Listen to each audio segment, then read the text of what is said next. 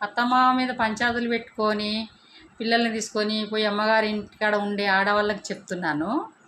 ఏంటంటే ఆ పిల్లలకు కూడా చెప్తున్నాను, ఎంత కొట్లాడినా ఎంత చేసినా కానీ నీ అత్తమామ సంపాదించిన ఆస్తే నీ పిల్లలకు వస్తుంది, కానీ నీ అమ్మయ్య సంపాదించే ఆస్తులు నీ పిల్లలకి ఏనాటికి రావు.